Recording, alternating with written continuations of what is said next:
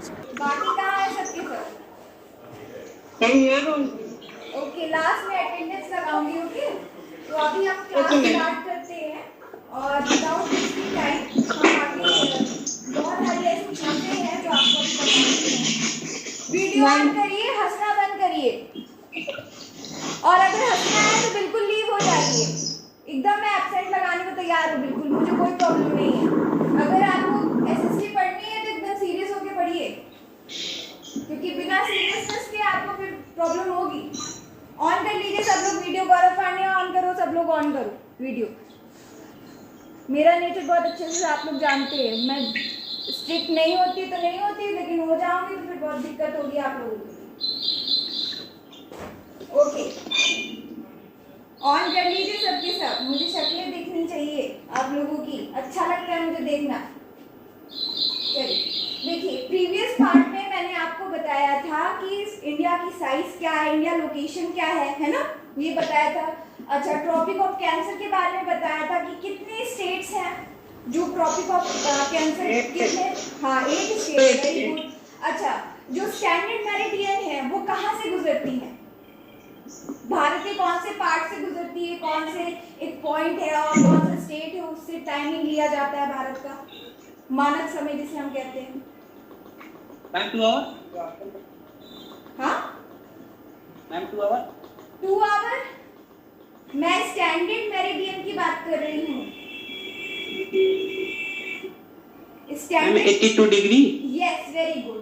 ठीक है, standard meridian जो है इसको एस डॉट एम कर देती हूँ। ये आपकी क्या है, 82 डिग्री। आगे मैम 3 हाँ मैम जी बोलिए। Ma'am 30 alternate north. Yes, 30 minute 30 minute north नहीं है, ठीक है, 30 ईस्ट मिनट ईस्ट है। ईस्ट है, क्योंकि इंडिया की लोकेशन क्या है, इंडिया की कहाँ स्थित है, ईस्ट हेमिस्फीयर में स्थित है। आया समझ में आपको? ठीक है, चलिए बिल्कुल ना भूलिएगा, नहीं तो आंसर एकदम रॉन्ग हो जाएगा। अब देखिए, मैं बाकी जो मुझे बताना था वो बता चुकी, बस एक पॉइंट और मैं बता देती हूँ कि बोला गया है आपका भारत का लॉन्गिट्यूड और लैटिट्यूड। अब क्लियर आ रही है आवाज? आवाज क्लियर है?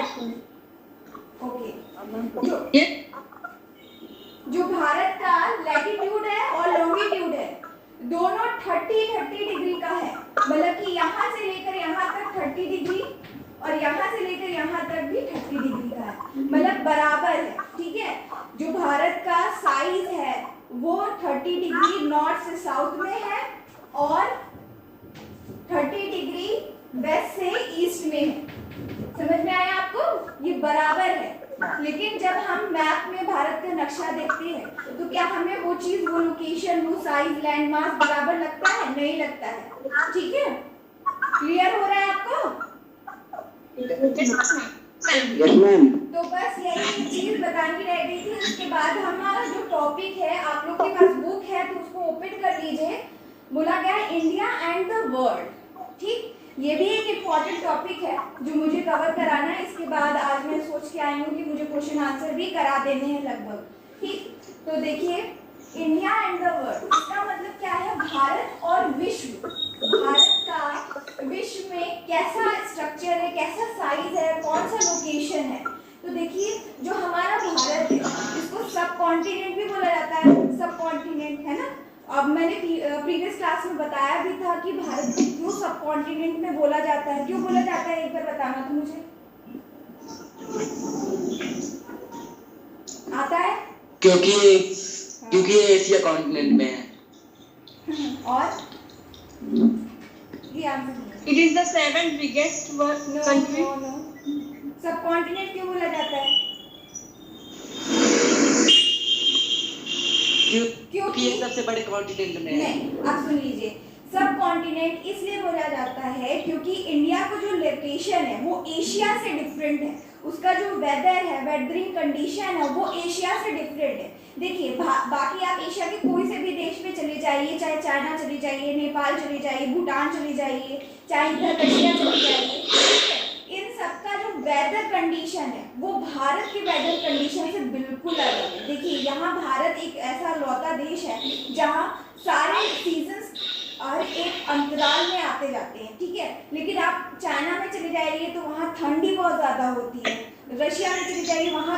कंडीशन अलग होता है, ठंड वहाँ ज़्यादा होती है, ठीक है। लेकिन एक इंडिया एक ऐसा देश है जहाँ ठंडी, गर्मी, बरसात, ये तीनों सीजन आते हैं, एक जैसे आते हैं, ठीक है, अलग अलग अंतराल में आते हैं। और इसका जो लैंड मास, इसकी जो सॉइल क्वालिटी है और फॉर्मेशन ऑफ सॉइल, ये सब डिफरेंट है एशिया से, ठीक है। तो इसलिए ये एशिया में होते हुए भी एशिया से बिल्कुल अलग है, और यही कारण है इसको सब कॉन्टिनेंट में बोला जाता है। समझ में आया आपको? क्लियर हुआ? Yes, ma'am. झलक के अलावा सबने अपना वीडियो स्टॉप करके रखा है, बिल्कुल भी स्टॉप मत करिए वीडियो। आया समझ में? चलिए आगे बढ़े। तो देखिए यहाँ बोला गया है भारत और विश्व। तो ऐसा प्रतीत होता है अगर हम भारत को देखें तो, क्योंकि उसका वेदरिंग कंडीशन एशिया से एकदम डिफरेंट है, उसके जो सॉइल फॉर्मेशन एकदम डिफरेंट है, और मतलब इस सब के कंपैरिजन तो ऐसा लगता है कि ये एशिया से एकदम डिफरेंट है, मतलब अलग से लैंड मास को जोड़ दिया गया। आपने बिल्कुल पीछे बात मत करिए, चैट बिल्कुल मत करिएगा, बात करोगे। देखो 9th है आप लोग का, सीरियसली पढ़ाई करो, 9th में बहुत आपको सीरियस होना पड़ेगा। और एनसीईआरटी एक ऐसी बुक है, इसका एक एक शब्द बहुत इंपॉर्टेंट है आप लोगों के लिए।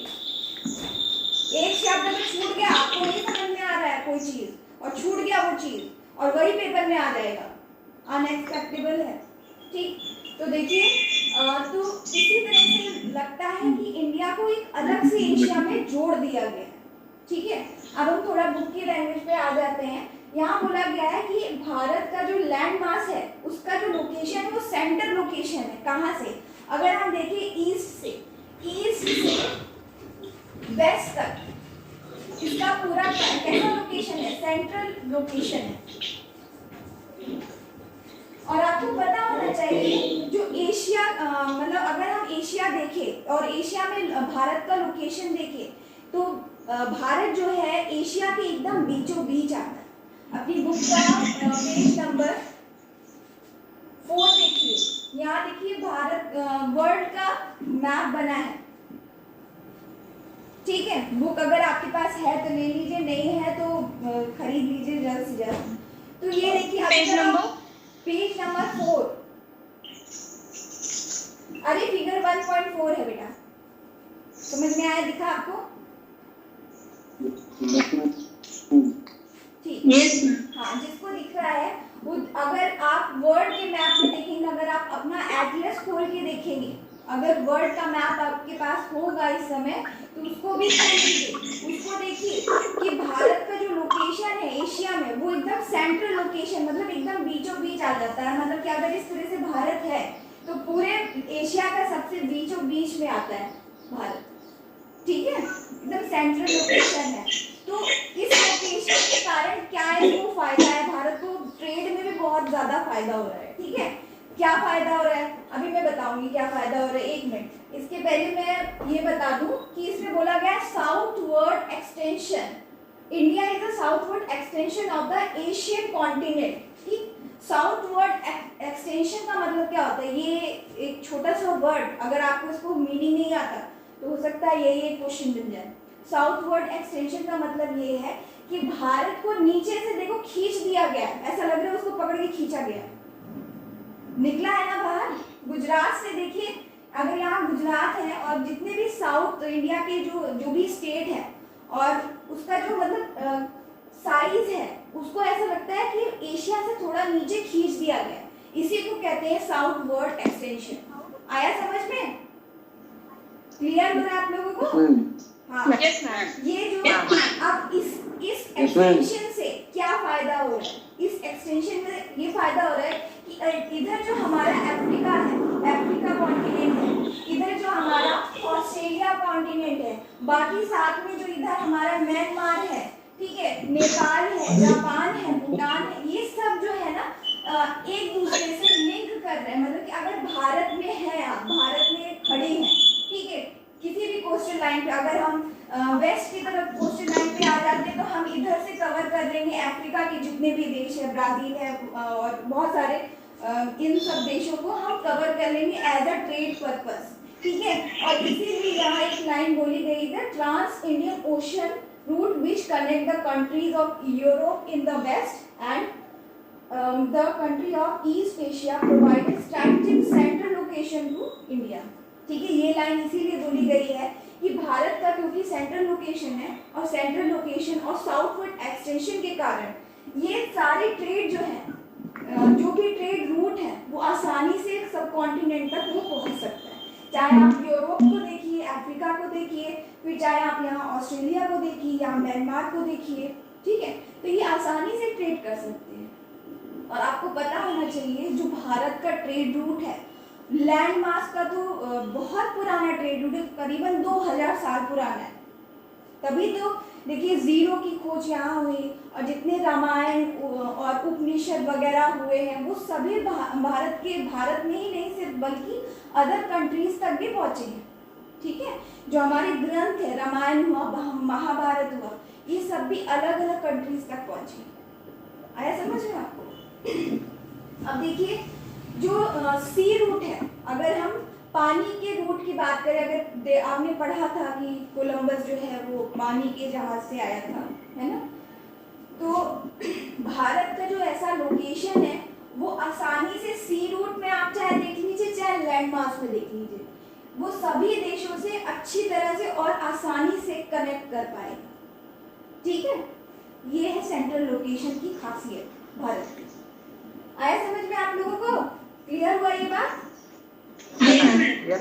ओके, उसके बाद बोला क्या है, नोट दैट, यहाँ देखिए एक चीज बोली गई है, note that the Deccan peninsula produced into the Indian Ocean, thus helping India to establish close contact with West Asia, Africa, Europe from the western coast and the southeast and East Asia from the eastern coast. ठीक है, तो अभी जो मैंने आपको बताया, अभी मैंने आपको ये बताया कि जो भारत का साउथवर्ड एक्सटेंशन है, अच्छा, जितना भी गुजरात से लेकर नीचे के जितने भी स्टेट है भारत के, इसका पूरा एरिया डेक्कन पेनिनसुला के रूप में भी हम बोलते हैं। समझ में आया? इसलिए कंफ्यूज बिल्कुल मत होइए। ये क्लियर हुआ आपको? मैम डेक्कन पेनिनसुला मैम कोई प्लेस है क्या? वही तो मैं बता रही हूँ, अभी मैंने यही बताया। डेक्कन पेनिनसुला भारत की ये साउथ स्टेट्स को बोलते हैं, जितने भी साउथ में स्टेट्स हैं, जितनी भी जमीन है ये पूरी जो है साउथवर्ड एक्सटेंडेड, जो खींच के एशिया से बाहर निकाला गया है, उसी को हम डेक्कन पेनिनसुला भी बोला जाता है। आया समझ में? Yes ma'am. Okay, any other question regarding this? ऐसी कोई चीज जो आपको समझ में नहीं आई हो अभी जो मैंने बोला? आगे बढ़े? Yes ma'am. ओके, तो देखिए फिर उसके बाद अब इसमें और कुछ बताने वाला नहीं है। हाँ, एक चीज और बताने वाली है कि बोला है ocean as an no other country has a long coastal line on the Indian Ocean. ये मैंने आपको पहले ही बताया था कि कोई भी ऐसी कंट्री नहीं है जिसकी इतनी लंबी कोस्टल लाइन है। तो मेरा क्वेश्चन एक यहाँ ये बनता है कि कोस्टल लाइन कितनी लंबी है हमारी? मैंने पिछले पूछा हमारी कोस्टल लाइन कितनी लंबी है, कितने किलोमीटर तक की है? प्रीवियस क्लास मैंने बताया था बेटा। Ma'am 3215 kilometre. वेरी गुड, बहुत अच्छी बात है, लेकिन ये नहीं है। कोस्टल लाइन पूछा है मैंने। Ma'am 7515 kilometre. Yes, very good, बहुत बढ़िया, लेकिन ये भी नहीं है। ये है। कौन बोला था ये जवाब? कौन आंसर दिया? कौन आंसर दिया? नाम बोलो बेटा अपना। यही 7000 जो कोस्टल लाइन। गौरव बोला तो गौरव पांडे कि गौरव कनौजिया? कनौजिया। अरे वाह, गौरव कनौजिया तो पढ़ रहा है यार, बहुत अच्छा पढ़ रहा है। देखना इस बार ये टॉप ना कर जाए। अनुभव, अभिनव, हाँ, कंपटीशन बढ़ रहा है। झलक तुम भी कुछ करो भाई। Okay ma'am. हाँ बिल्कुल, उम्मीद तुम्ही लोगों पर है। उम्मीद है सबसे है, लेकिन कौन अच्छा कर पाता है ये आप देखिए। ठीक है, चलिए फिर नेक्स्ट आपका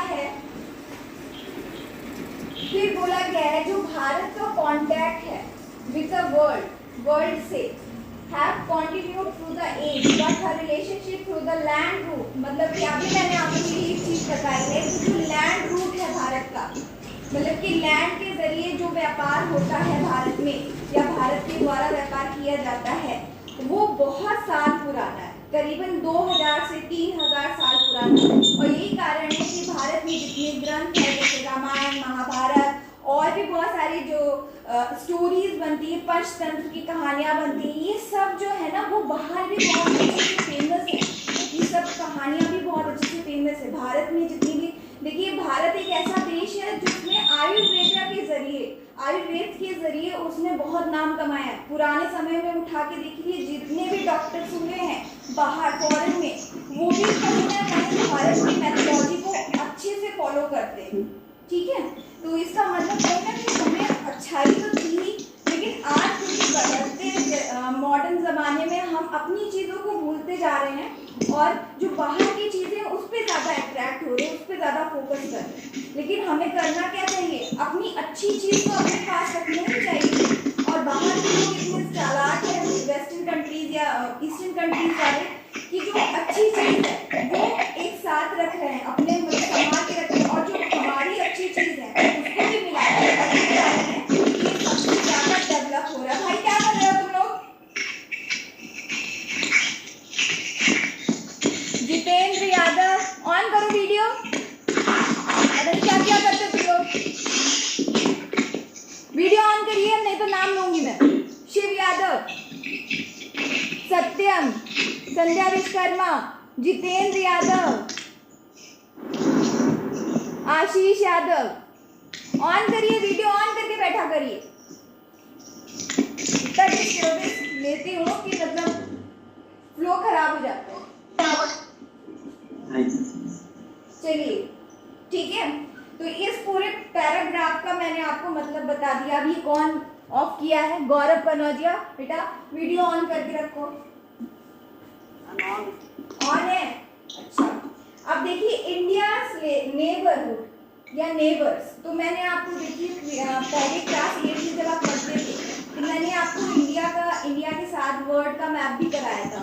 और अब आप लोग मुझे सबसे पहले ये बताओगे कि भारत में कितने स्टेट्स हैं? 28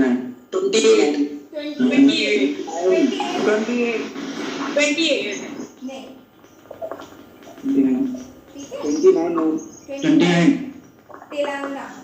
तेलंगाना एक नया स्टेट जुड़ा है। उस समय चेंज हुए थे, उसके बाद फिर चेंज हुआ, फिर नया अपडेशन आया। अब गूगल में जब सर्च करोगे तो ये दिखा रहा है 28 स्टेट, ठीक है, 29 स्टेट है, सॉरी। ठीक, तो ये एनसीईआरटी की जो बुक है वो मेरे ख्याल से एडिशन इसका पुराना है या फिर प्रॉब्लम में है। एक मिनट में कहीं इसको कंफर्म करूंगी फिर मैं कल बताऊंगी। ठीक, और कितने यूनियन टेरिटरीज हैं? 7 नहीं है, 9 खुद देख लो। ठीक है, अभी नया अपडेशन शायद इसका आया नहीं है, मुझे ऐसा फील हो रहा है। मैम 9 मुझे 9 बोल तो रही हो बेटा, 9। जम्मू कश्मीर और लद्दाख जुड़ गया ना, 9 हो गए। हाँ, जम्मू कश्मीर और लद्दाख जुड़ा है, 2 चीजें जुड़ी है ना, यूनियन टेरिटरी। ठीक है, अब फिर बोला गया है कि जो नेबर्स हैं, अब भारत के कितने नेबर्स हैं गिन के बताओ मुझे। चलो एक के नाम बोलो भारत की पड़ोसी countries. China, Afghanistan, Pakistan, yes Pakistan, Myanmar, Nepal, Myanmar, Nepal, Bhutan, Myanmar, Nepal, Bhutan, Myanmar, Myanmar होता है। वही क्या वही, हाँ, वही लगा देते हो। अच्छा, फिर क्या है? 7 बांग्लादेश, वेरी गुड। फिर श्रीलंका, बस। कुछ छूटा तो नहीं?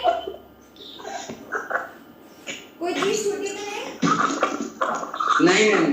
ओके, तो कितने देश है पड़ोसी देश कितने हैं भारत के? 8 पड़ोसी देश है। ठीक है? चाइना, अफगानिस्तान, पाकिस्तान, नेपाल, भूटान, म्यांमार, बांग्लादेश और श्रीलंका। ठीक, तो ये सभी पड़ोसी देश हैं और साथ में हाँ बस इतने ही है। ठीक, अब बोला क्या है, India share its land boundary, ये तो आपको मालूम है, इन सभी देशों से इंडिया जो है, भारत जो है अपनी लैंड बाउंड्रीज को शेयर करते हैं। ठीक, फिर बोला गया है our southern neighbours across the sea consist of the 2 island countries. यहाँ ये क्या बोल रहा है, ये लाइन जो है ये जरा पढ़ो और मुझे बताओ तो किसका क्या मतलब हुआ। Our southern neighbours across the sea consist of the 2 island countries namely। कोई बताएगा मुझे? कोई नहीं बताएगा? अंडमान निकोबार। अंडमान निकोबार और Sri Lanka and Maldives. Myanmar and Maldives. Yes, ठीक, नेमली दिया गया है श्रीलंका और मालदीव। ठीक है, म्यांमार, मालदीव, बस सीटी बजाओ, यही करूँगा। तो इसका मतलब क्या है, मैं ये पूछ रही हूँ।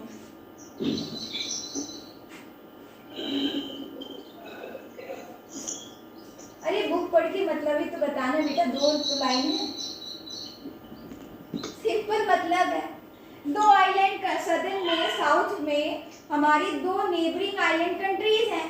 कौन कौन सी? एक श्रीलंका है, वो आइलैंड है। आइलैंड किसे कहते हैं? जो चारों तरफ से पानी से घिरा रहता है उसी को तो आइलैंड कहते हैं। तो इसका मतलब श्रीलंका क्या है? एक आइलैंड है। और मालदीव है, मालदीव भी छोटा सा आइलैंड है। ठीक है,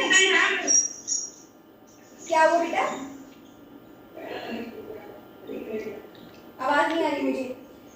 ठीक, उसके बाद बोला गया श्रीलंका को कहां से, किस गल्फ से आपने वो सेपरेट किया है भारत और श्रीलंका? मन्नार की खाड़ी। मैंने आपको बताया था भारत में 4 खाड़ियां हैं। कौन कौन सी खाड़ियां हैं, कौन कौन सी गल्फ? मन्नार की खाड़ी, कच्ची की खाड़ी, Bay of Bengal. Yes, Bay of Bengal, Mannar की खाड़ी, कच्ची की खाड़ी, और क्या है चौथी? Khambhat. Yes yes yes, very good. तो जो गल्फ है, श्रीलंका कौन से गल्फ से अलग हुआ है? Gulf of Mannar. मन्नार। ठीक है, वो आपका बुक पे लिखा गया है। ठीक, अब देखिए गल्फ ऑफ मन्नार को भी एक और अदर नेम से बोला जाता है। क्या? श्रीलंका की खाड़ी, फ्लाक स्ट्रीट से। ठीक है, अगर आपकी एग्जाम में गल्फ ऑफ मन्नार ना आए तो आप उसको और भी दूसरा नाम क्या है इसका?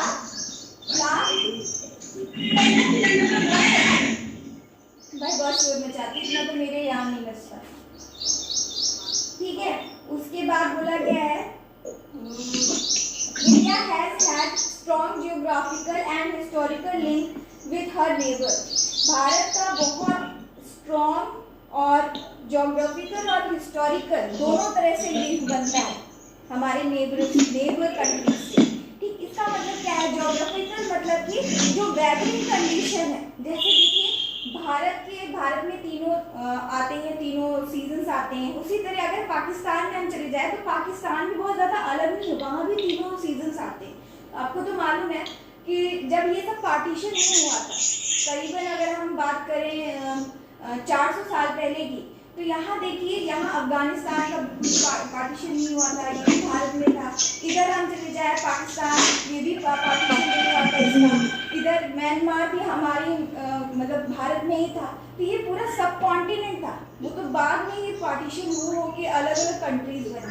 ठीक है, और लगभग चाइना का भी कुछ हिस्सा जो है आज जो हम कहते हैं चाइना अधिकृत, सॉरी भारत अधिकृत चाइना, वो ऑक्साइड चीन के बारे में, तो वो भी तो हमारा भारत ही था। ठीक है, तो जो ज्योग्राफिकल और हिस्टोरिकल जो लिंक बने हुए हैं वो बहुत मजबूत है। देखिए बौद्ध धर्म, जो बौद्ध धर्म आया विश्व में, वो किससे आया? भारत से ही आया। ठीक है, तो कहीं ना कहीं भारत जो है एक ऐसा लौता देश है है जिसके जितने भी पौराणिक चीजें हैं, कल्चर है, वो कहीं ना कहीं बहुत दूर तक फैले। ठीक है, ये सब क्या कर रहे हो तुम लोग? शिव यादव, ये व्हाट्सएप क्यों चला रहे हो? क्लास नहीं लेते तुम? ये व्हाट्सएप क्यों चला रहे हो भाई? हम शेयर कर रहे हैं। क्या शेयर कर रहे हो? क्लास ले रहे हो कि तुम शेयर कर रहे हो? क्लास में होते ना तुम बहुत तेज मारती मैं अब। ये तो अच्छी बदतमीजी है तुम लोगों की। क्लास 9 में पहुंच गए, बट सीरियसनेस नहीं आई। ये सब शेयर बाद में नहीं कर सकते थे तुम, अभी करना जरूरी है। ऑफ नहीं करना वीडियो, कोई भी ऑन करो वीडियो। आशीष यादव, आयुष शुक्ला, गौरव पांडे, ऑन करिए वीडियो।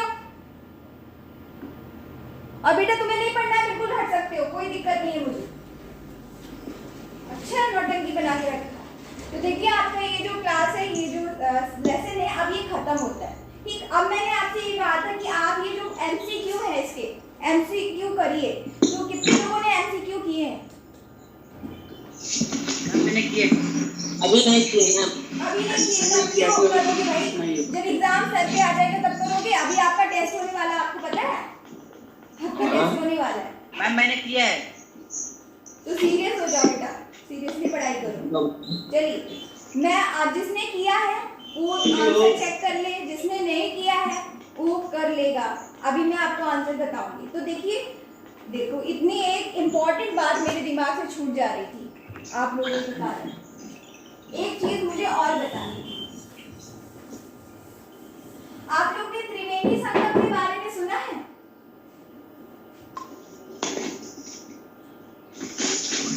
आप लोगों ने त्रिवेणी संगम के बारे में सुना है? यस मैम, इलाहाबाद में।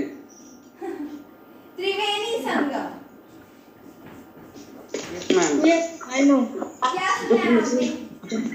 No ma'am. इसके बारे में क्या सुना है? The three rivers meet.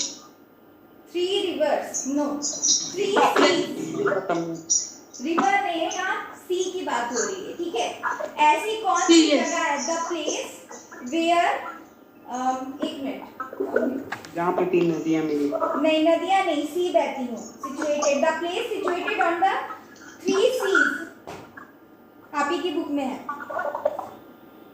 The place situated on the 3 seas। आपको पता है कौन सी प्लेस है जो 3 सी के बीच में है? नहीं पता। इसका आंसर है कन्याकुमारी।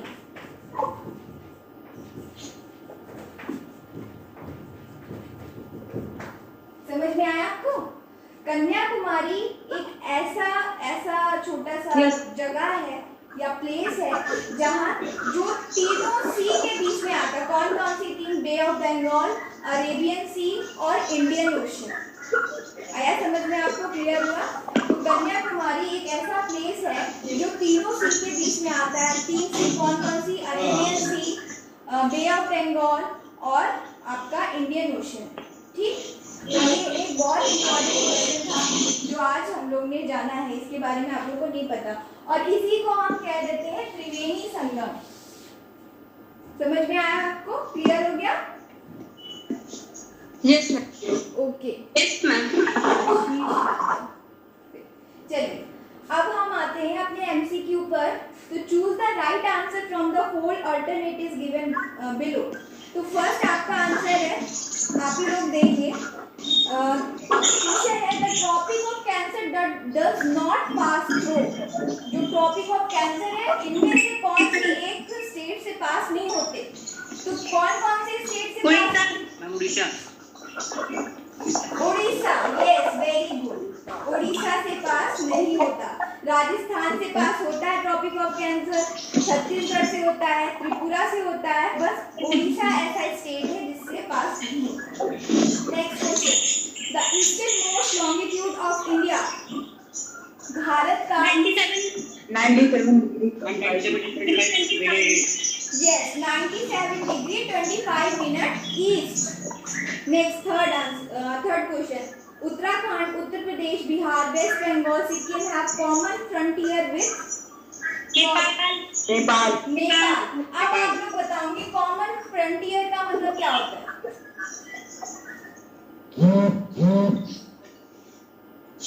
कॉमन फ्रंटियर का मतलब क्या होता है? Gaurav Pandey, can you hear me? आपको मैं सुनाई दे रही हूँ? Yes ma'am. वीडियो को क्यों ऑफ कर देती बेटा? आशीष यादव ऑन करो, शिव ऑन करो वीडियो।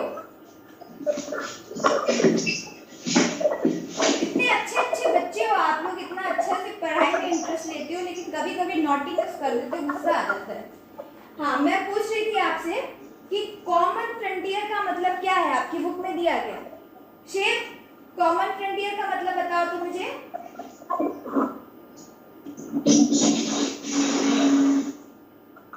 कॉमन फ्रंटियर का मतलब क्या होता है? किसी को आता है? कोई भी बताए मुझे, झलक बता दे या दृष्टि बता दे, कोई भी बता दे मुझे। Sandhya, have you know? No, okay, चलो मैं बताती हूँ। कॉमन फ्रंटियर का मतलब ये है कि लैंड बाउंड्रीज, आया समझ में? जो लैंड बाउंड्रीज है वो, आंसर तो आपको पता रहता है, लेकिन मतलब नहीं समझोगे फिर कैसे काम चलेगा, है ना? मतलब समझना जरूरी है। ठीक, तो उत्तराखंड, उत्तर प्रदेश, बिहार, वेस्ट बंगाल और सिक्किम की कॉमन फ्रंटियर है, मतलब कि लैंड बाउंड्रीज है। किससे? नेपाल से। ठीक है, फिर देखिए, if you intended to visit Kavaratti during your summer vacation, which one of the following union territory of India? किसका है capital? Lakshadweep. Lakshadweep, very good. Next, my friend hail from a country which does not share land boundary with India. ऐसी कौन सी country है इनमें से जो land boundary share नहीं करती भारत से? पाकिस्तान, तजाकिस्तान। ठीक है, हाँ, उस दिन मैं बहुत गड़बड़ कर रही थी। तजाकिस्तान, द प्रोनाउंसिएशन मेरा गड़बड़ हो जा रहा था। ठीक, तो ये कंट्री जो है वो लैंड बाउंड्रीज भारत की शेयर नहीं करती। ठीक, आपका ये एमसीक्यू कंप्लीट हुआ। अब देखिए क्वेश्चन आंसर पे आ जाइए। फर्स्ट क्वेश्चन है, name the group of islands lying in the Arabian sea. Arabian sea में कौन सा आइलैंड है? लक्षद्वीप। Very good, Lakshadweep. ठीक है, लेकिन इसका आंसर आपको सिर्फ लक्षद्वीप लिख दोगे तो नहीं चलेगा, आपको पूरा लिखना पड़ेगा। ठीक बोला है, Lakshadweep is the group of island lying in the Arabian sea. आया समझ में? क्लियर हुआ आपको? Yes ma'am. ओके, नेक्स्ट देखिए, name the countries which are larger than India. Russia, Canada, USA. आपको आंसर मालूम चाइना, है? Brazil. Yes, China, USA, Brazil. हाँ। China, Australia, Brazil. बाकी के जो 6 कंट्रीज हैं सभी के आपको नाम लिखने हैं, एक के नाम नहीं लिखना है। ठीक है, आप लिख लोगे, कर लोगे? कर लोगे ना? Yes ma'am. नेक्स्ट है third, which island group of India lie to its south east? South Andaman है। अंडमान निकोबार। अंडमान एंड निकोबार। अच्छा, इसका कैपिटल क्या है? Port Blair. Port Blair, very good, बहुत बढ़िया। Next, which island country are our southern neighbour? Sri Lanka and Maldives, very good. अब देखिए next आपके लॉन्ग आंसर क्वेश्चन आंसर पे आते हैं। The sun rises 2 hours earlier in Arunachal Pradesh as compared to Gujarat in the west, but the watches show the same time. How does this happen? बोला गया है, इसका मतलब ये है कि जो भारत का समय है तो अरुणाचल प्रदेश में 2 घंटे पहले सूरज उगता है अगर कंपेयर किया जाए यहाँ गुजरात में। ठीक है, तो ये बताइए जो वॉच है वो हर जगह सेम टाइमिंग कैसे दिखाती है? इसका मतलब टाइमिंग भी अलग होना चाहिए, कहीं पहले उग रहा है, कहीं बाद में उग रहा है, तो इसका कारण क्या है?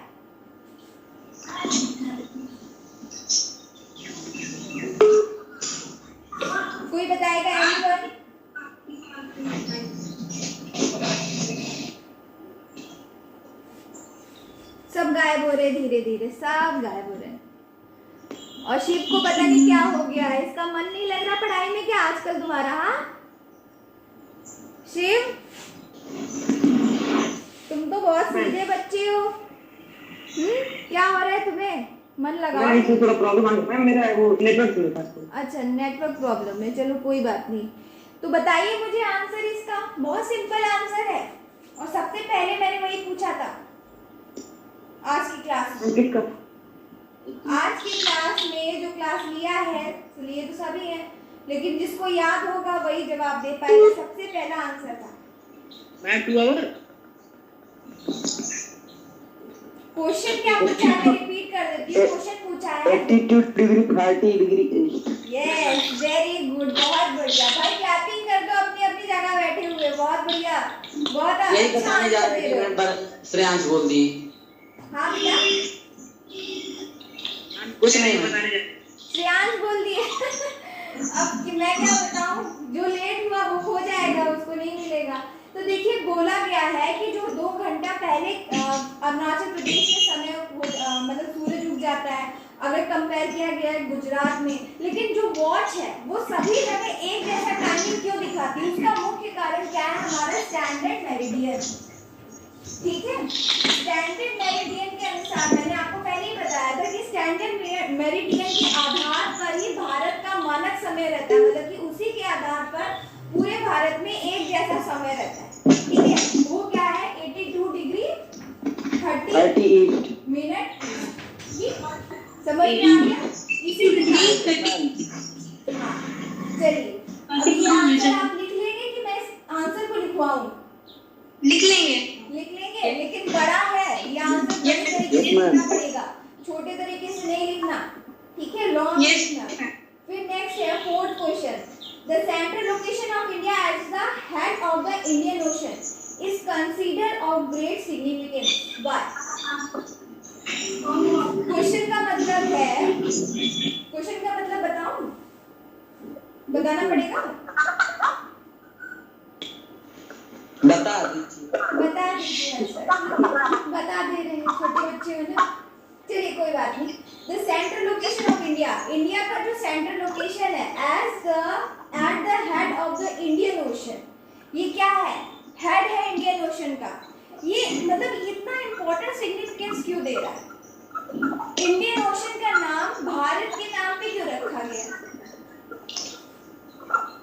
क्योंकि वो इंडिया के पास पड़ता है इसलिए इसका नाम इंडियन ओशन पड़ गया। अच्छा इंडिया के पास पड़ते हैं तो इंडिया के नाम से, ऐसे तो अफ्रीका भी पास में है कॉन्टिनेंट। अब वो सब नहीं रखना चाहते तो वाह वाह वाह, क्या आंसर है? नहीं ऐसा कुछ नहीं है। और कोई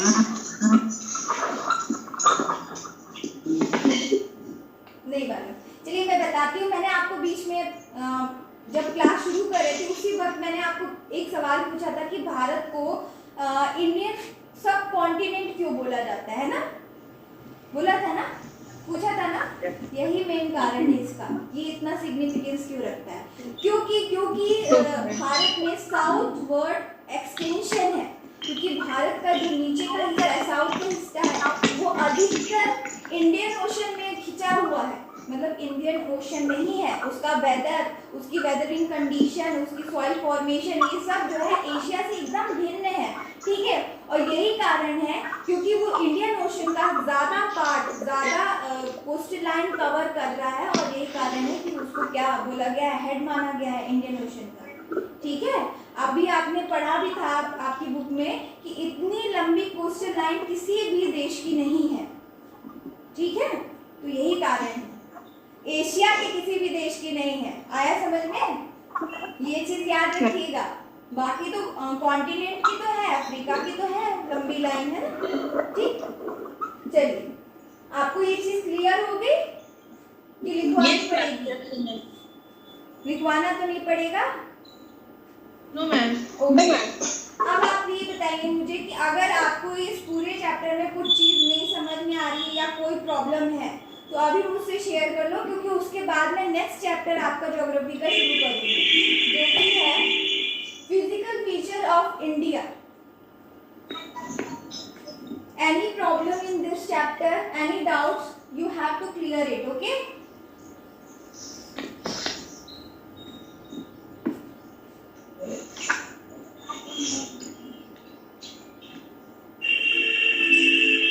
ओके, कुछ नहीं, चलिए आपको सब क्लियर है ना आप लोगों को इसका मतलब। अच्छा ये बताइए सिल्क रूट क्या है? क्या? सिल्क रूट आपकी बुक में दिया गया है। सिल्क रूट कहाँ पे? प्रोजेक्ट एंड एक्टिविटी में वहां देखिए एक शब्द दिया गया है सिल्क रूट। क्या है ये सिल्क रूट?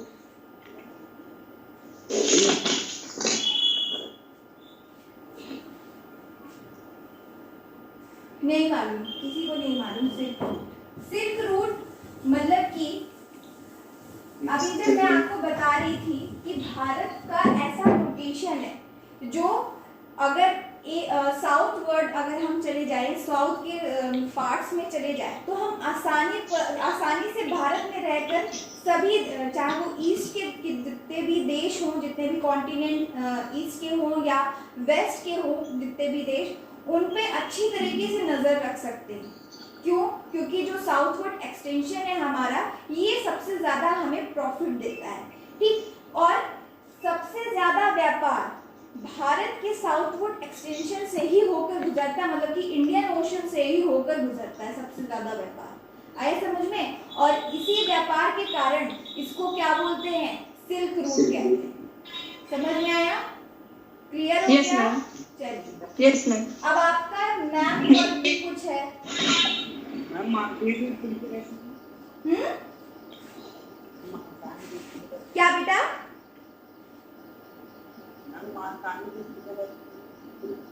मार्काई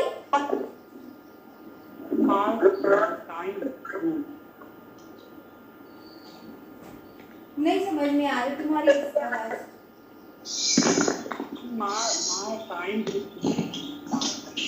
किस पेज पे बात कर रहे हो? इसमें है बुक में?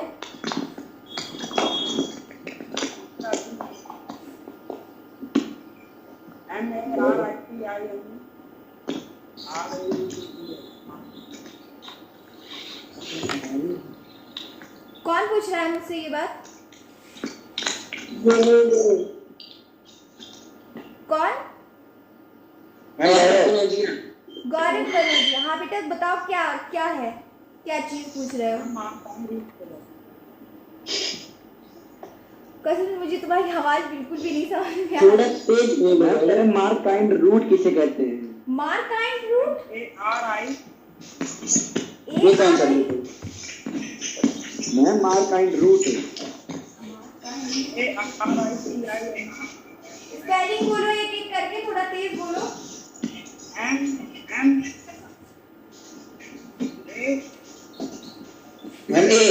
मार्काइंड रूट MARKIND। वो मार्काइंड रूट है, उसको मार्काइंड कहते हैं। श्रेयांश कह रहा है मार्काइंड। कहाँ है, कौन से पेज पर है ये बताओ तुम मुझे।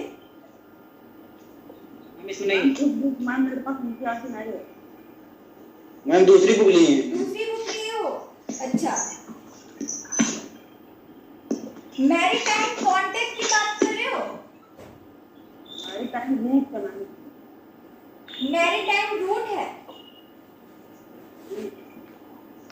I don't know. आप मुझे ऐसा करना, व्हाट्सएप करके पूछ लेना, वो शब्द जो है व्हाट्सएप कर देना, उसका फिर मैं व्हाट्सएप में आपको बता दूंगी, ठीक है। और जब नेक्स्ट क्लास होगी तो क्लास में भी आपको एक्सप्लेन कर दूंगी, ठीक है।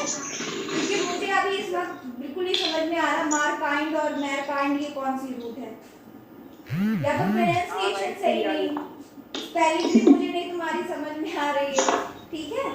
चलिए MARI चेक करके भेज दो। T चेक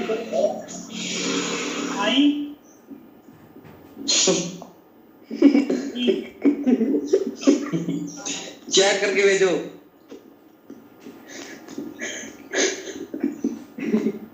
चैट कहाँ है? ऑप्शन बी चेक कर दो। Ship Himachal stop share. और